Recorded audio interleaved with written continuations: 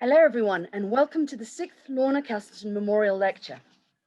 This year the lecture is taking place online in a first for the Memorial Lecture Series, which was established in 2014 in memory of Professor Lorna Casselton, an Honorary Fellow of St. Cross College. Lorna was a renowned fungal geneticist and an enthusiastic promoter of science around the world in her role as the Foreign Secretary of the Royal Society. So being able to have a global audience online today is particularly fitting. The college is very proud to be able to hold this annual lecture to honor Lorna's memory. We're delighted to welcome Dr. Bryan Wells, NATO's chief scientist, to give this year's lecture on science in peacekeeping and security. In his role as chief scientist, Bryan serves as chair of the NATO Science and Technology Board. He advises the NATO science leadership in matters relating to science and leads the Office of the Chief Scientist at the NATO headquarters. Having joined the Ministry of Defence in 1988, Bryan then went on to become the UK Ministry of Defence's Head of Science and Technology Policy, Strategic Research and International Engagement. And to top it all off, Bryan is no stranger to Oxford, as he studied for both his undergraduate degree in chemistry and then his doctorate here, before going on to hold a junior research fellowship at Oxford for 3 years. There will be time for questions after the lecture, and these can be typed into the Zoom Q&A box at the bottom of the screen. Bryan, we're very much looking forward to your lecture. Thank you.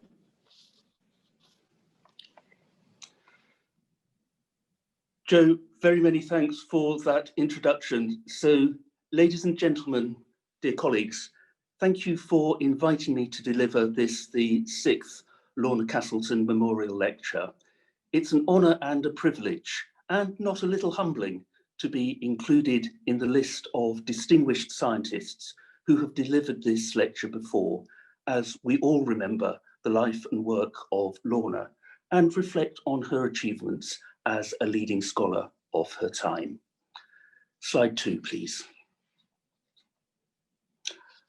Over the last few years, it has become almost mandatory to start a presentation on science and technology with the phrase, "We live in an age of unparalleled change."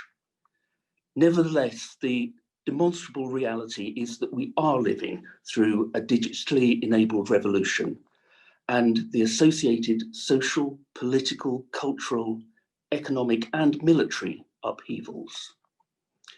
In this context, science and technology has always been an important enabler of NATO as a political and military alliance.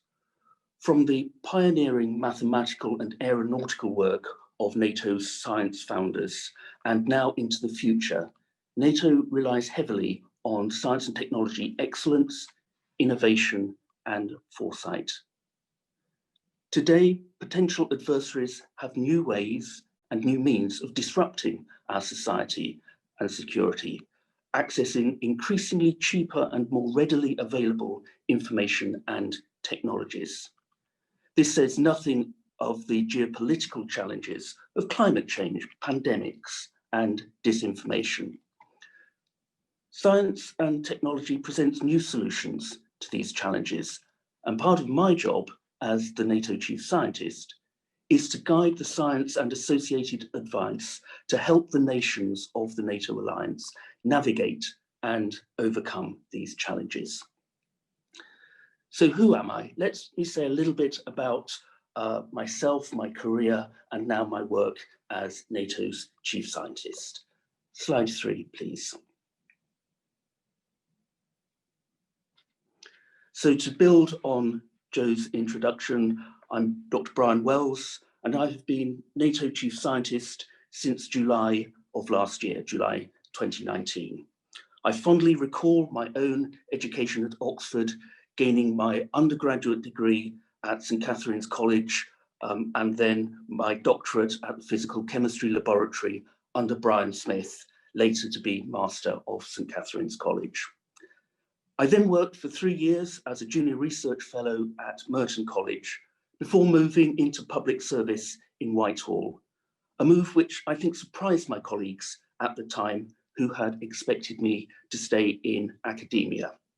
I joined not as a scientist, but a policy advisor. I subsequently held a wide range of policy posts, including being private secretary to defence ministers before returning to science and eventually being appointed as NATO chief scientist. For an institution with the traditions of Oxford, the post of NATO chief scientist is within the blink of an eye. The post was only established in 2012, and I am the third occupant. But the establishment of the post reflected the recognition of the growing importance of science and technology in keeping the peace and maintaining our security. The post is really two roles, one being the principal scientific advisor to NATO leadership in its headquarters in Brussels, where I now am, and the second being chair of the NATO Science and Technology Board, which is made up of the defence research directors of the 30 NATO allied nations, and in practice, we have very close relations with a number of NATO's partner countries as well. And I'll say more about these roles as I go through my talk. So slide 4, please.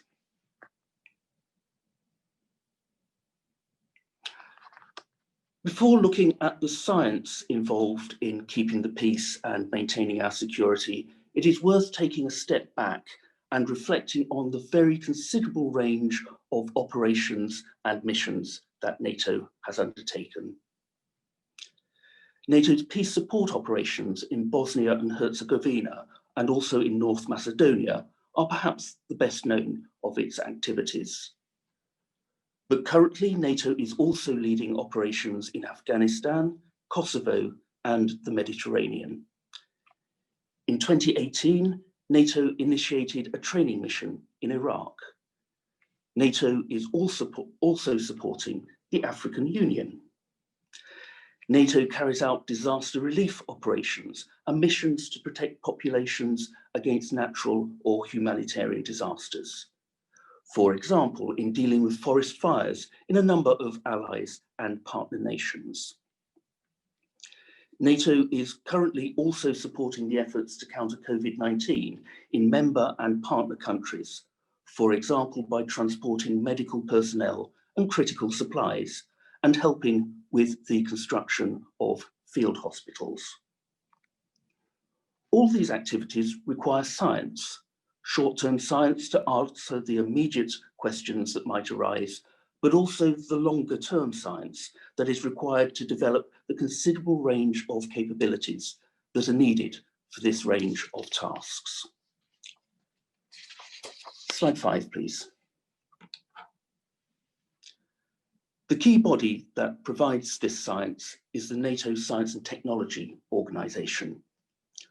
There are 3 NATO bodies in this organization, shown at the top here. The Office of the Chief Scientist, here in Brussels, NATO's own laboratory, the Centre for Maritime Research and Experimentation at La Spezia in Italy, and the Collaboration Support Office in Paris, which administrates our collaborative programme of work. Collaborative science and technology work within NATO is undertaken by a network of scientists and engineers in the nations who are usually working for their government or industry or in academia. There are currently over 6,000 scientists in the network from nations which include not only the 30 NATO allies, but also partner nations such as Australia, Finland, Sweden, and Japan. Of these 6,000 scientists, the majority, about 4,000, are from government laboratories, but about 1,000 are from academia, including Oxford University, and about 1,000 are from industry. At any one time, we have over 300 active research projects underway. These can range from academic conferences through to 3 to 4 year research programs on specific topics. Horizon scanning is a particularly important part of our activity. The financial value of this program of work is about 300 million euros per annum, so we are talking significant sums of money. But this money does not come from NATO. It comes directly from the nations who are participating in a particular collaborative research project. We can all understand that many nations will be interested in the same topics and quite often at the same time. So it makes sense for them to work together. Such a collaborative approach allows the participating nations to save money, since the task can be divided amongst the participants. It also gives the participants access to research capabilities of other participants, thereby enhancing the quality of the research. Regarding NATO's own laboratory, the Centre for Maritime Research and Experimentation based at La Spezia, the only ships that NATO owns are the 2 research vessels based there.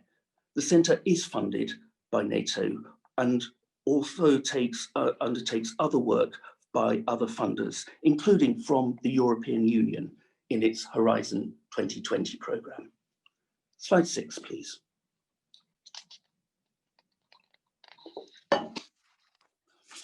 This is just a brief summary of our overall strategy. It is a publicly released document and it can be found on the website.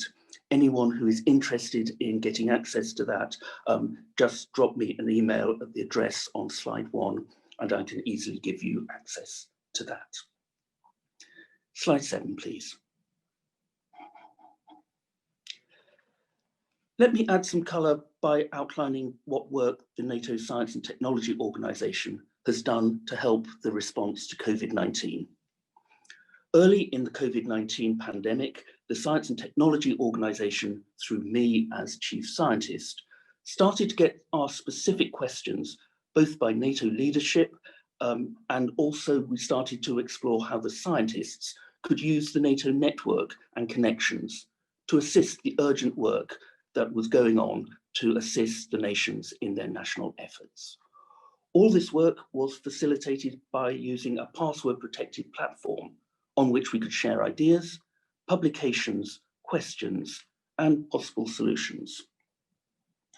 One way in which the Science and Technology Organisation responded to NATO nations' needs was providing specific scientific advice to counter the disinformation that we were seeing concerning the pandemic.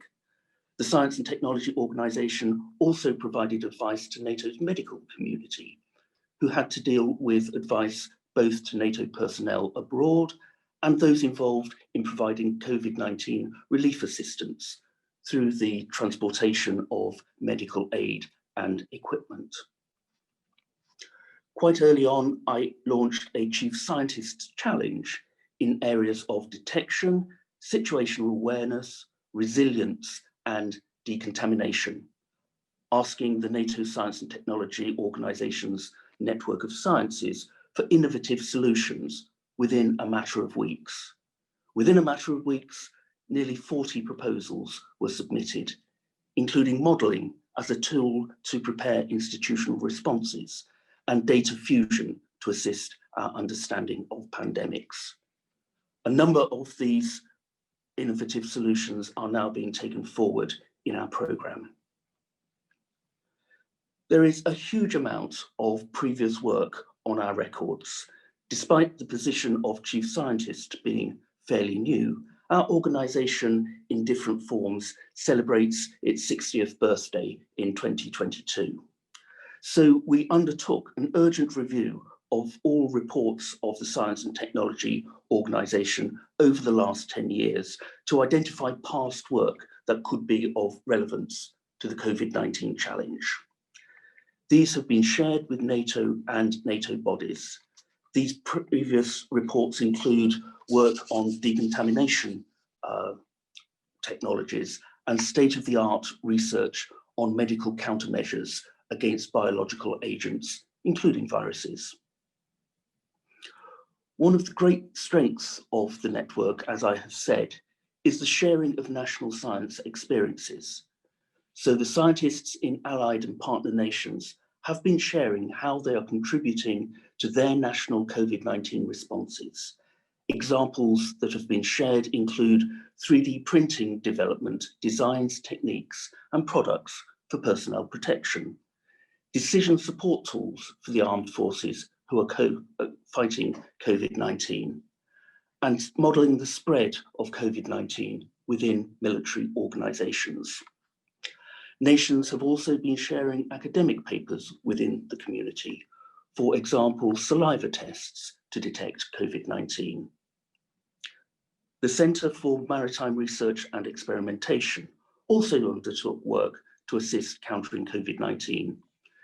Using computer analytics originally designed to detect anomalies in shipping movements, it was able to advise the US state of Connecticut on handling its lockdown. Slide 8, please.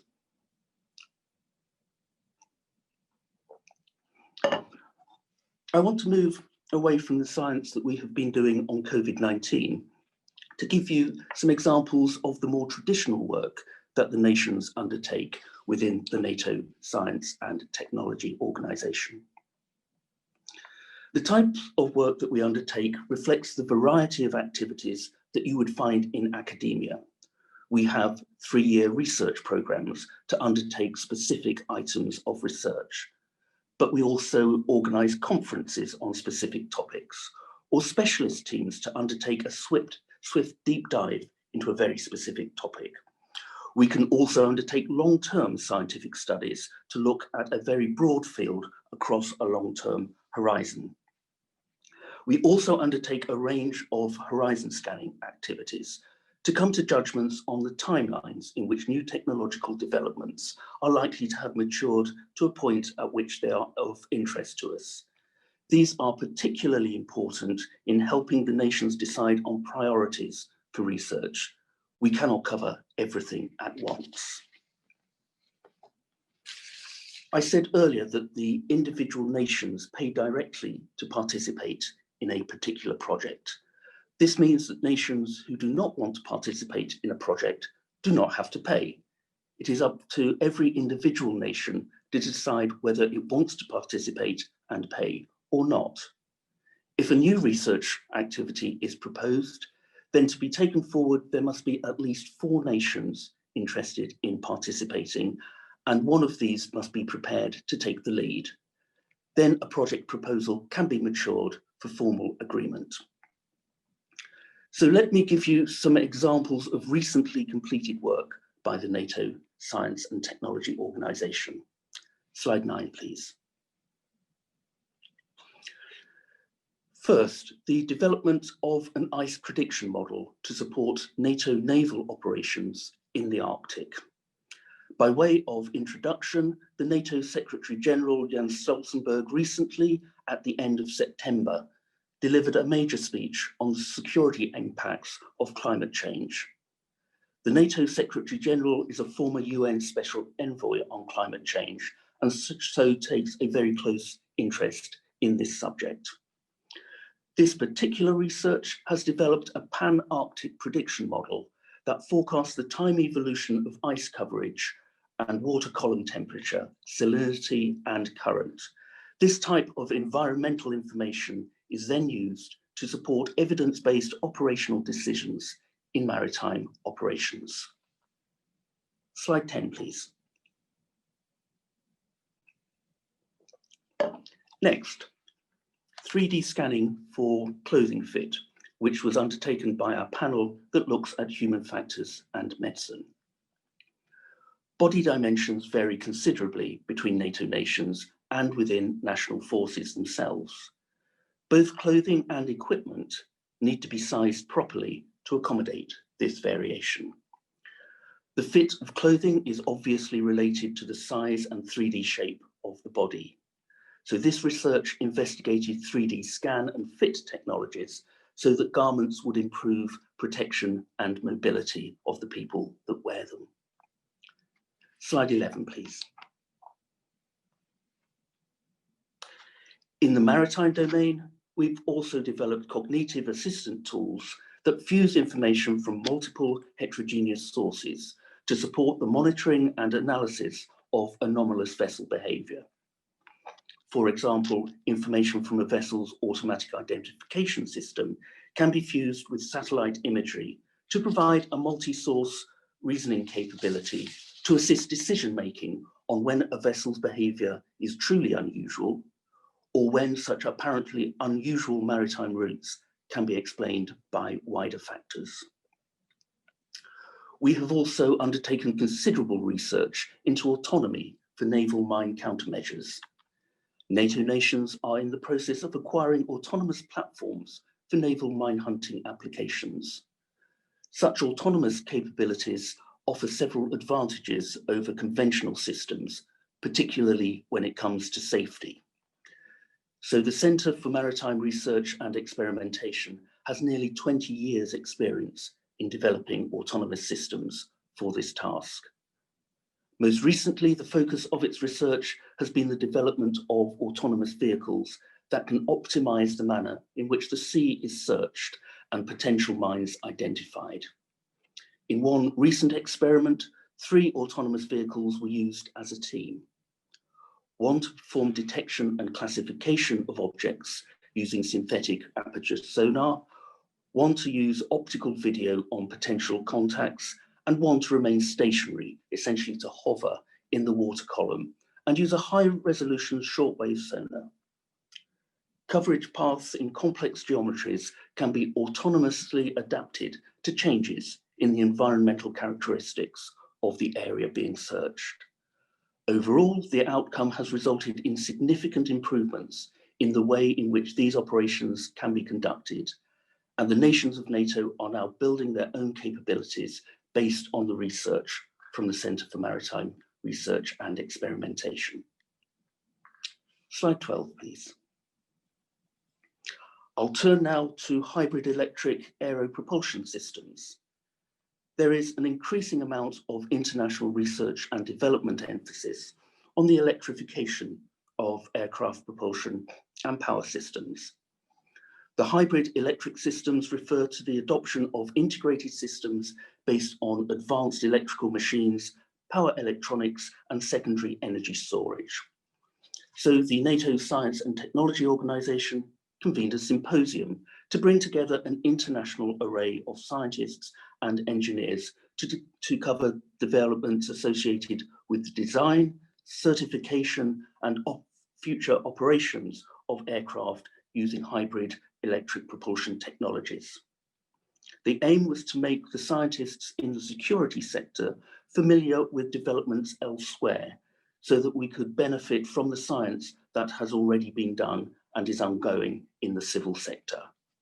The fact that we are so dependent on science undertaken in the civil sector is something that I shall return to shortly. So slide 13, please. I'll turn now to passive radar technology. We have recently completed a series of research lectures to a broad military and civil audience on passive radar technology. Passive radar systems use existing radio emissions, such as FM or TV signals, to detect echoes. Currently, ground-based passive radars are entering the maturity stage and in the near future will be deployed, including for border security. The aim of this lecture series was to provide a broad audience with details about the fundamental science of passive radars, the properties of such radars, the coverage at different altitudes, the Doppler effects, and their ability to be deployed in different scenarios.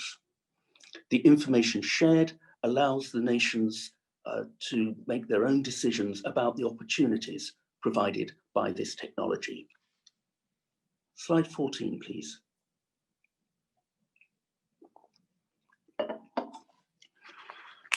I'm very aware that I'm speaking on the eve of the 20th anniversary of the adoption of UN Security Council Resolution 1325 on women in peace and security.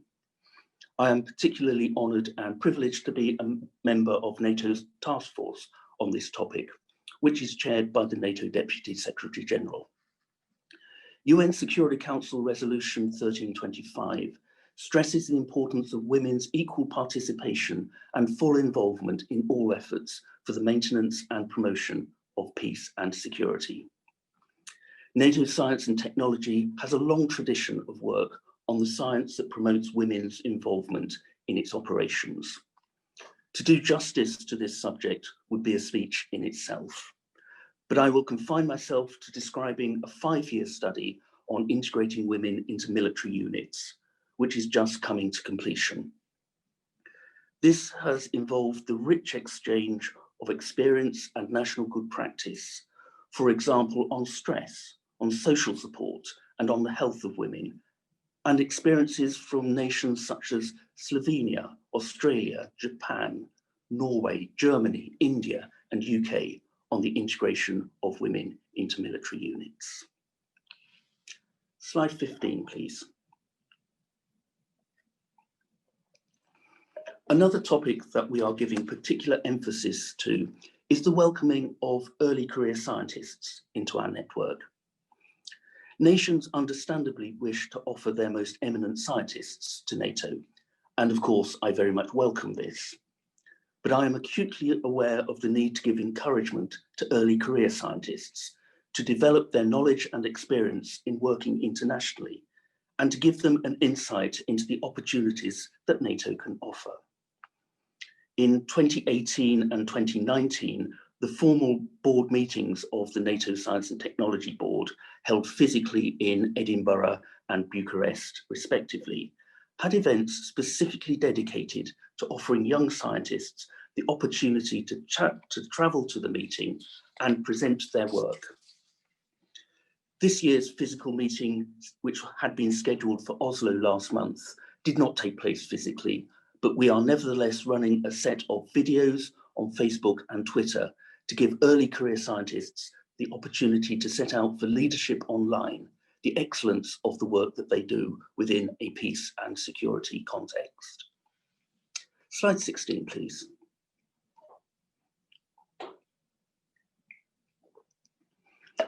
Returning to the subject of the memory of Lorna Casselton, we all recall that Lorna was a biologist.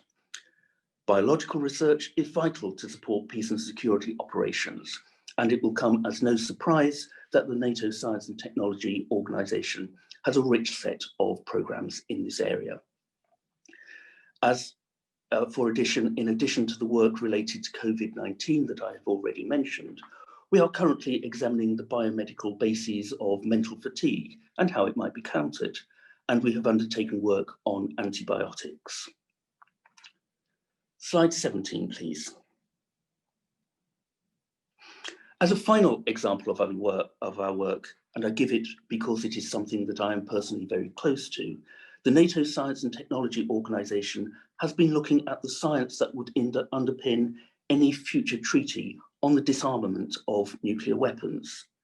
There are serious scientific questions about how the dismantlement of nuclear weapons could be verified by a team of international inspectors without revealing nuclear weapons secrets, which is something which itself is forbidden by the Nuclear Non-Proliferation Treaty. Solutions to these questions are vital if the international community is to make progress on such significant issues. Further details on many of these projects can be found in our Highlights 2019 publication, which, as its name suggests, give details of some 30 of the key projects that were completed during the course of last calendar year. It again is a publicly available document and can be downloaded from our website. If you are interested in that, again, please get in contact with me on the email address on slide 1, and I can easily direct you to it. Slide 18, please. I should say that NATO also has a bespoke Science for Peace and Security programme. This promotes dialogue and practical cooperation between NATO member states and partner nations based on scientific research and technological innovation and knowledge exchange. The programme offers funding, expert advice and support to tailor-made security relevant activities that respond to NATO's strategic objectives. It is not part of my responsibility because its focus is somewhat different, but in practice, our two programmes do work very closely together. In terms of specific work that this programme funds, I would highlight the work to provide Egypt with an enhanced operational detection and clearance capability for landmines. There is also a comprehensive assistance package for Ukraine, including a telemedicine system and again, humanitarian demining. Slide 19, please. So having set out a number of specific examples of the work that is undertaken by the NATO Science and Technology Organization, the network of over 6,000 scientists and engineers around the globe, I want to set out and use the rest of my talk to set out my priorities in moving forward. And I want to focus on what the ministries in many countries are now looking at, and that is the use of new technologies for keeping the peace and maintaining the security. As the scientific community, these technologies will not strike us as particularly new, and indeed it is part of the job of scientists to stay ahead in understanding technological developments. But they are a particular focus for NATO's political leadership. NATO has identified 7 new technologies that it wants particularly to focus on. These are artificial intelligence, big data, autonomy, quantum, space, biotechnology, and hypersonics. To this list, we as scientists have now added novel materials. These are currently seen as the key new technologies for the peace and security sphere. When NATO heads of state and government last met together in London in December 2019, they put their interests in the matter very clearly. In the communique issued at the meeting, they said, "We are addressing the breadth and scale of new technologies to maintain our technological edge whilst preserving our values and norms." So there are 2 poles of focus. The first is the maintenance of our traditional technological edge, and the second is the preservation of our norms and values when doing so. And I shall look at both of these. Slide 20, please. An important aspect of my post is to advise NATO leadership on how the modern technology landscape is different from the past.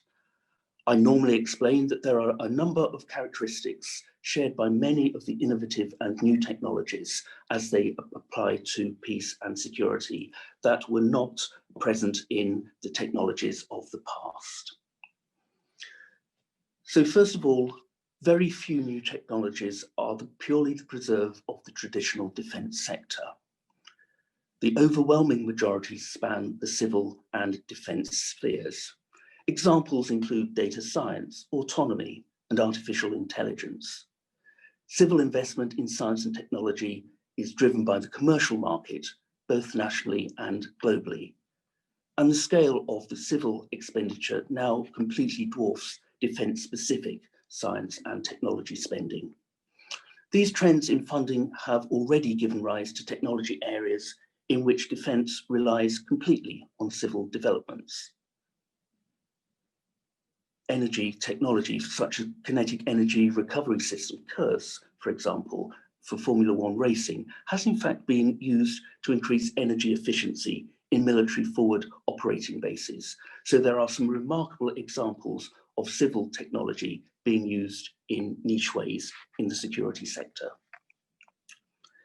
Second, the general trend is for existing technology applications to become more reliable, more available, and cheaper. Satellites, when they were first developed, were highly expensive platforms, but their concepts of use are now being revolutionized by the ready availability of CubeSats. Consequently, it is becoming increasingly easy for a potential adversary at both state and non-state levels to make use of advanced capabilities that were until recently the sole prerogative of a few technologically advanced nations.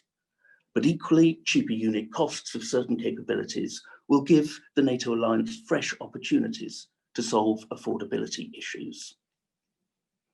The third characteristic I'd like to emphasize is that whilst every emerging technology will provide the alliance with a set of opportunities, it will also bring a mirror image set of risks and threats.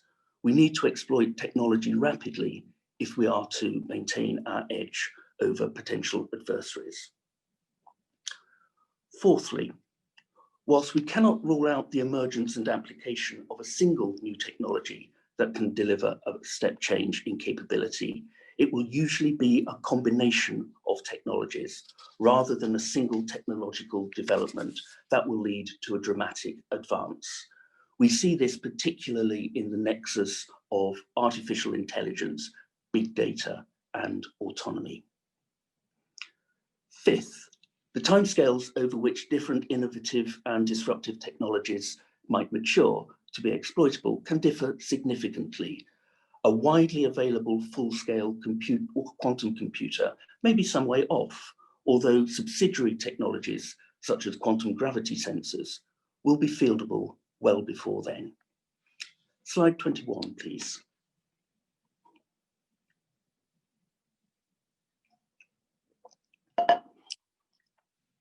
NATO recognizes that it will be challenging for the alliance collectively to capitalize fully on new technologies.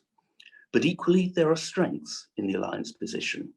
It is necessary to understand the challenges facing the alliance and also how it can build on its strengths to move forward. Amongst the challenges, we must recognize first that we no longer have an automatic advantage based on exclusive access to a wide-ranging knowledge base, research community, and manufacturing ecosystem that is not available to others. Important skills and know-how that were once scarce even in technologically advanced nations are being digitized and made available to all. The internet, combined with the international courier delivery companies, has provided a means for individuals and small organizations to find and trade with niche suppliers on a global scale. Second, we are witnessing the emergence of new communities and organizations within the field of science and technology who are prepared to share their products at nominal cost. These often encourage people to share ideas and create new things out of freely available materials, which may lead to a generation of more innovative, creative, and technically practical people using these skills to produce cheap, novel, highly reproducible solutions to technological challenges. These developments offer unprecedented capabilities to nations and non-defense organizations, to startup companies and to serious amateurs, regardless of their location. Sophisticated computer codes to undertake machine learning or network analysis can be downloaded from the web for free. Third, we have to accept that the alliance will not invent the science and technology futures, and we should expect to see truly disruptive innovations occurring in unexpected and unfamiliar places. And finally, the pace at which technology can potentially be fielded by an adversary will be challenging for alliance processes. For some new technologies, the standard procedures through which scientific advance is matured into fieldable capability no longer apply. So these are some of the challenges that NATO faces in responding to new and emerging technologies. But in facing these challenges, NATO has some unique positions of strength. Slide 22, please. So first and foremost, NATO nations are known for their excellent academic research and world-leading universities. The top 18 universities in the world are on the soil of NATO nations, as are 28 of the top 30. NATO is continuing to engage with universities at the cutting edge of research so that they can assist us to understand the global technology landscape and the potential significance to defence of S&T advances. Defence scientists in the nations have strong links with civil research enterprises to ensure that we benefit from and shape the much larger non-defence funding of science. It is these scientists in the NATO Science and Technology Organization that form the backbone of NATO's research undertakings. Second, NATO capitalizes on the intrinsically international nature of research. No single country can afford to undertake all the research necessary to understand fully the defense and security opportunities and threats posed by the modern technology landscape. Nor would it have all the research capabilities to fully exploit the opportunities. By sharing our rich ideas and exploiting the diversity of schools of thought, we can create an ecosystem in which we all learn from each other. This inclusive approach encourages interoperability and collective capabilities. Our success in this endeavour is indicated by the fact that around 2/3 of our current programme of work, around 200 research projects, in other words, is examining the implications of the technologies of artificial intelligence, big data, autonomy, space, biotechnology, hypersonics, and novel materials. As I said, these are currently seen as the key new technologies in the security sphere. Third, NATO has access to a flexible set of horizon scanning tools to provide a scientific evidence base to assess the security implications of modern technologies, to provide advice to leadership on the threats and opportunities, and to assess the risk of strategic shock to our capabilities.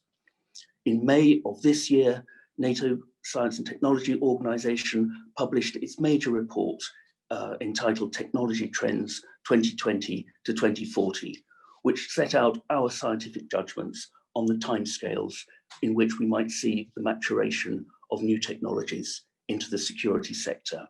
Again, this is a publicly available document available on our website. Do please feel free to contact me if you have interest in seeing that document. Slide 23, please.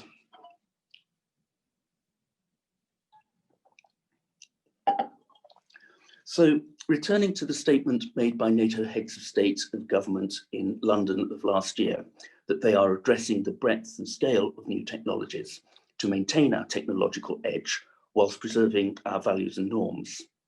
I hope that I have sketched out how we are approaching the first part of that statement, the maintenance of the technological edge.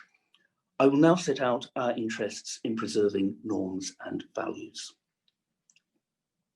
We generally consider the huge range of technologies as a challenge because we need to be able to cover all of them. But there is a further characteristic of new technologies that stems from this consideration.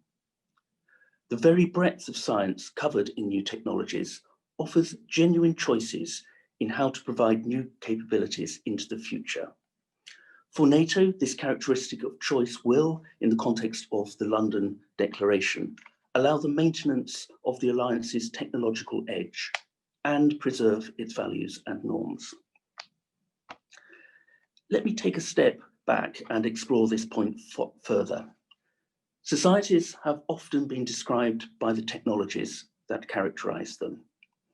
The European civilizations that lived more than 5,000 years ago are defined as the Stone Age, whilst their successors are in turn described as the Bronze Age and Iron Age. In more recent times, the age of steam can be readily identified with the early Industrial Revolution and the advent of mechanized travel. We characterize our own age as the digital age, the information age, or the space age, and the pervasive nature of modern technology is resulting in major companies branding themselves in technological terms.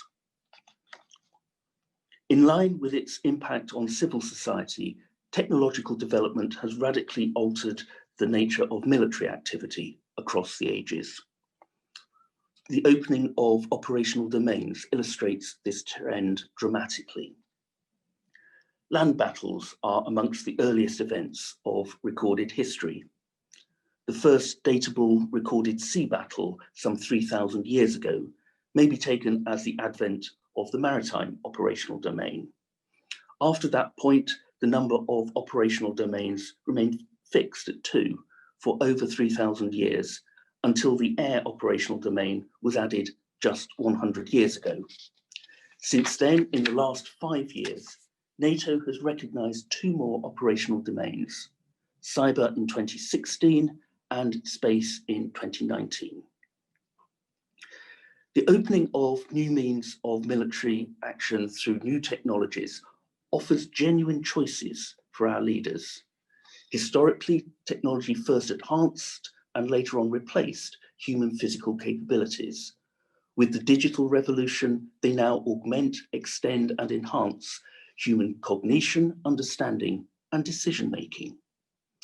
In the military sphere, these new technologies provide the opportunity to make much broader choices on how to maintain the alliance's technological edge, including, if necessary, deciding not to pursue specific capabilities, if to do so would be inconsistent with our values and norms.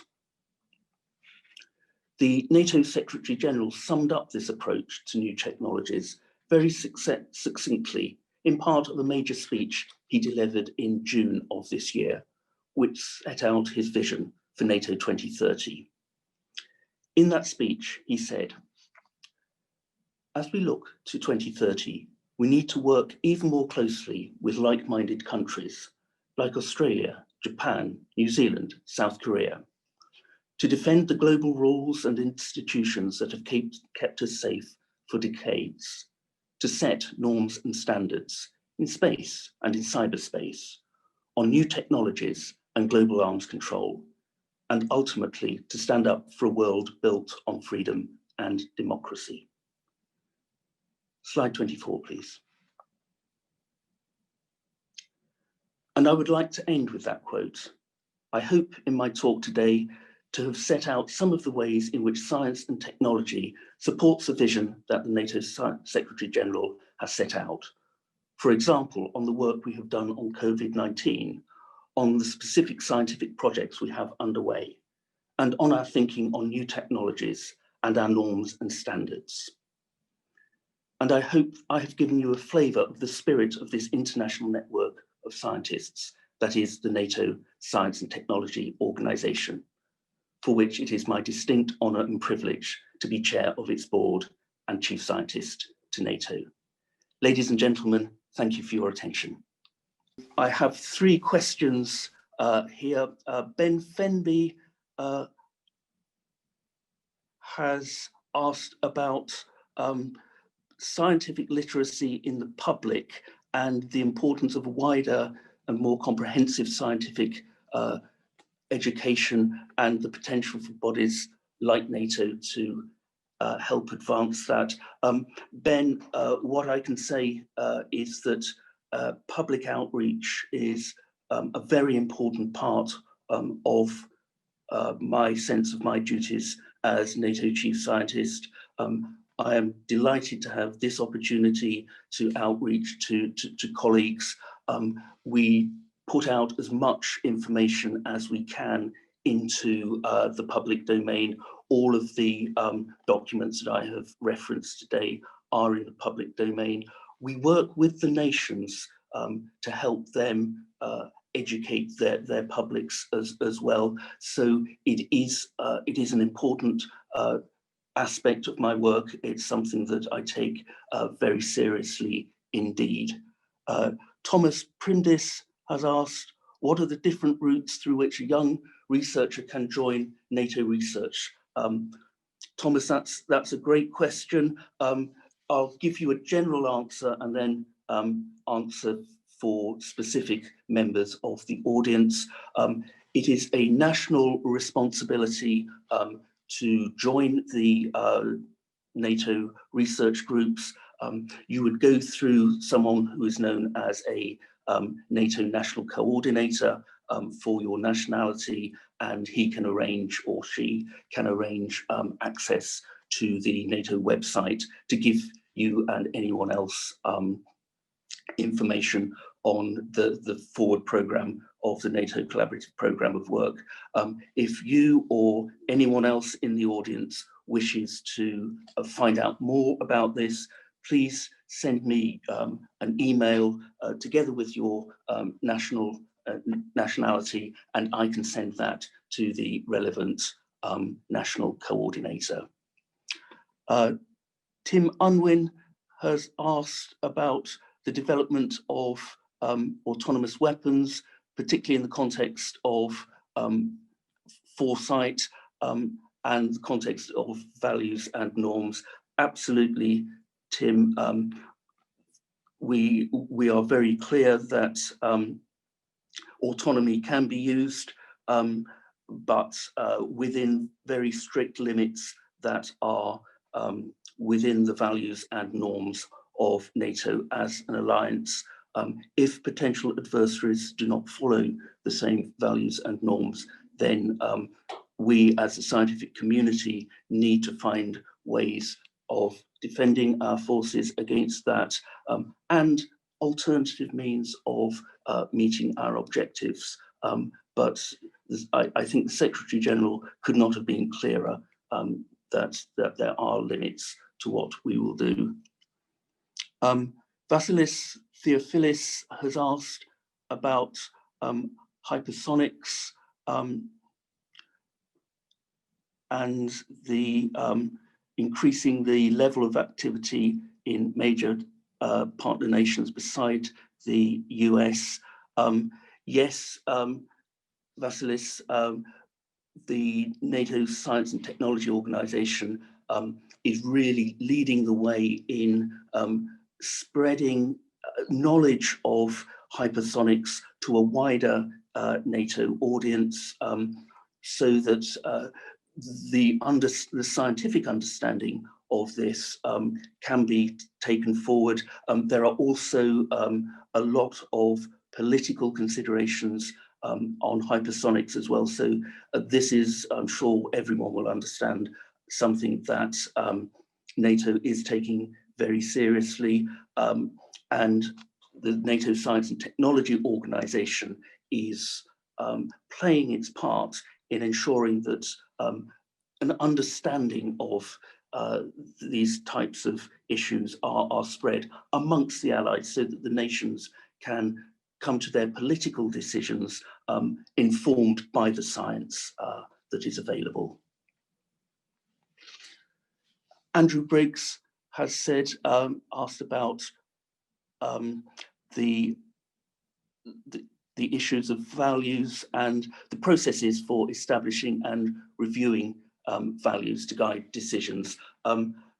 Within the treaty that established the alliance, the Washington Treaty of 1949, Article 4 talks about NATO as a forum for consultation, and there are consultations constantly amongst the allies, both in terms of political norms and values, and also the military consequences of what are rightfully political decisions. So there are well-established procedures within the committee structure of NATO for consultations on norms and values, and where appropriate, coming to consensus on how to move that forward.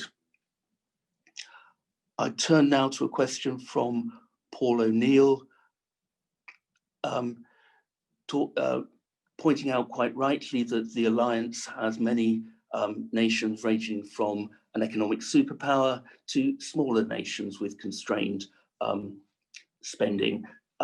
So how do we ensure interoperability? This is one of the key problems that, or challenges that we face in taking forward our work on new technologies. The answer for me is to bake in interoperability right from the outset of a scientific project.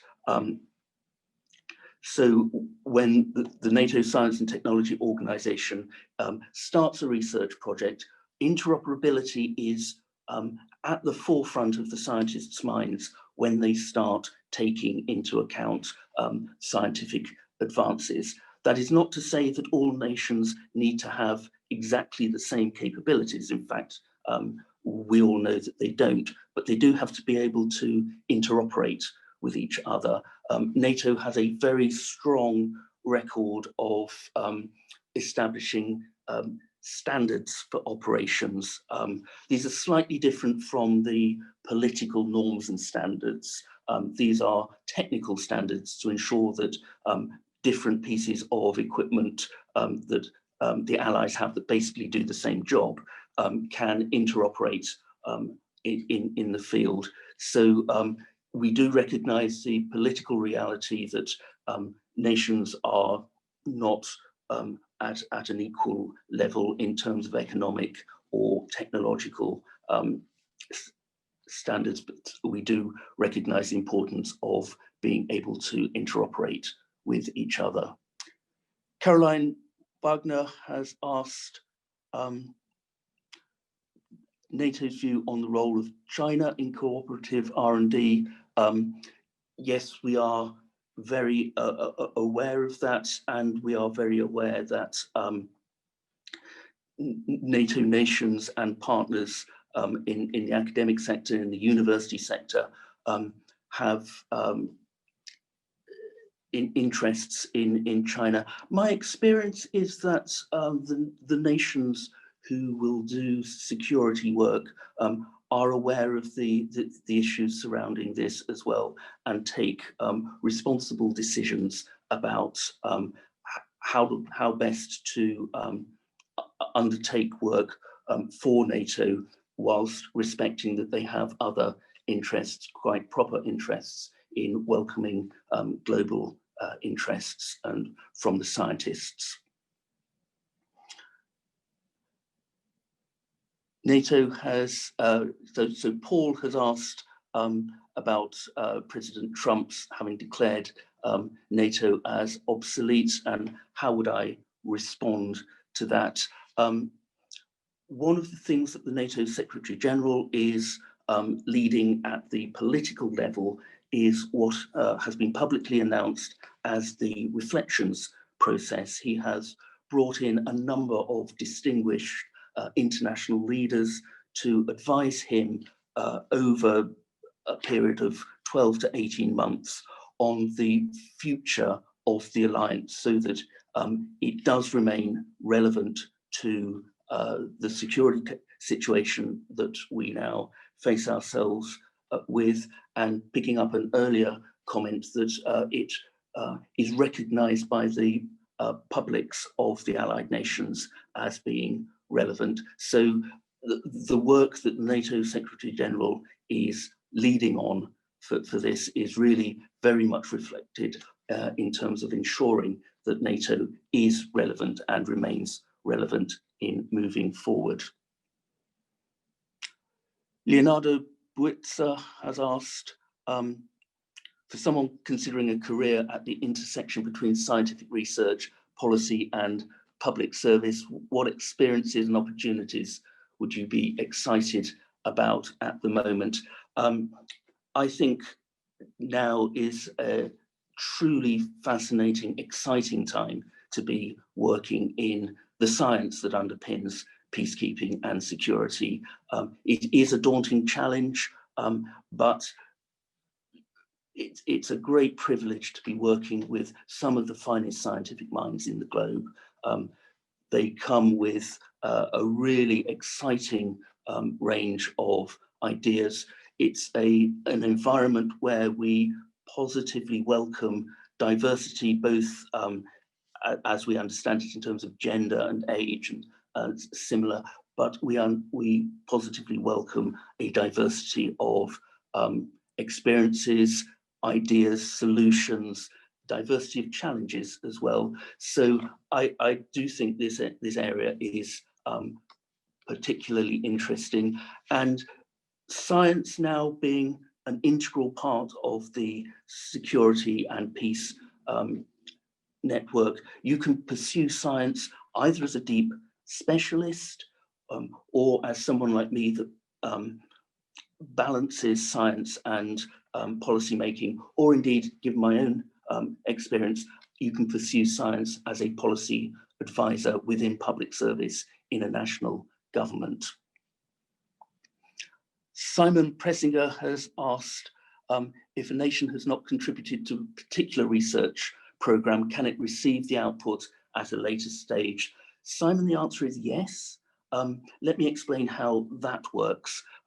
Let's suppose that a particular research program has been undertaken by 4 nations. Those 4 nations will be responsible for writing that report, but they will also be responsible for looking at what contents of that report can be shared with the other nations that did not participate. So almost certainly there will be some elements of information that the nations find particularly useful that will not be shared with the full alliance. So non-participating nations can benefit and participating nations can have additional benefit to that. My final question here is from James Allen. What has been the impact of President Trump on the role of the US in NATO's science efforts? For understandable reasons, the United States is the biggest participant in NATO Science and Technology Organization. Of course, we are aware of the wider political context in which we work, but the scientists themselves are committed to working with the alliance. The scientists of all NATO allies are committed to working well together with the alliance. So there are a number of political questions that NATO is constantly facing. Those are right and proper, and they are in the political sphere. But we as scientists can move forward and continue to conduct our science for the benefit of the United States, as well as for the benefit of other participating nations. So, colleagues, I see no more questions coming up. With that, I would like to thank the participants who put those questions, really excellent questions, and I hope I've answered them satisfactorily. Of course, if anyone has questions subsequently, I'd be more than happy for you to contact me on the email that I gave on the first slide. So thank you very much for those questions, and thank you, ladies and gentlemen, for your attention. It's my great pleasure as Master of St. Cross, the college of which Lorna Casselton was a fellow, to offer our tremendous thanks to you for giving this 6th Lorna Casselton Memorial Lecture. It's been my privilege to be at the majority of the lectures, and each time they cover a range and a depth of interest which is surprising in some respect or other. So I think today I've been really particularly fascinated by the sheer breadth of the issues which are covered by NATO's Science and Technology Group. And there are a number of areas there which I'm sure that I'm not alone in thinking were surprising to find within your group, and fascinating to see the range of opportunities that are available for researchers from all members of NATO in bringing together those particular projects. You've given a fantastic range of answers to a very good range of questions. I think it's clear from the questions how much the audience was engaged with your presentation and really asking very pertinent questions there. I was delighted by the number of times that you mentioned that material was publicly available. And again, I think perhaps we have a misconception about how much the work of NATO and other of these organisations is actually shared with the public more generally. And again, you talked on a number of occasions about the interplay between the civil sector and NATO and its researchers. And I thought it was extremely interesting that you pulled out that in some areas NATO is leading, and in others you're looking at the lead of civil research and seeing how that can feed into the work that you're engaged with. I was particularly pleased to see the emphasis on engaging young scientists, young researchers, how they get involved, and the diversity of the work that you're doing and the way that you want to involve diverse audiences with it. I think for me, as someone with a background in the civil service, your route into this role is fascinating, and that you went in as a policy advisor rather than as a scientist and moved across. And again, I think that's quite an unusual way of doing things. People very often move from the science to the policy. So it's really encouraging, I think, to people with a range of backgrounds to think there are different routes through, both to very senior roles in the civil service and into these international organisations. I think it's inevitable in the current moment that we all touch at some point on the impact of the pandemic and COVID-19. But I think that people will have learned a great deal this evening about the way in which NATO addresses issues that aren't both directly relevant to the science of the health aspects of the pandemic, but also the science that lies behind the logistical operations, the ways in which information is shared, and the ways in which every aspect of the impact of the pandemic on our lives can really be researched, and science can be brought to bear on it. And I think that that's, again, something that we in our own college have seen very strongly, where we have fellows who are looking at ethical issues that come out of the pandemic, who are looking at treatment issues, who are looking at the impact on particular organs within the body. The range of research that is going on is quite extraordinary. And to see your organisation involved so directly in that, I think was absolutely fascinating. It's a very strange world to be giving votes of thanks virtually, because we can't all be waving our papers and clapping in the way that we normally would. But can I just conclude, Bryan, please, by thanking you enormously for a really thoughtful, broad and information-full talk. And I'm sure that many of the participants will be following up and looking at the websites and following the emails. So thank you so much for everything that you've put into today's event. Thank you. Thank you very much indeed. It's been an honour and a privilege. Thank you.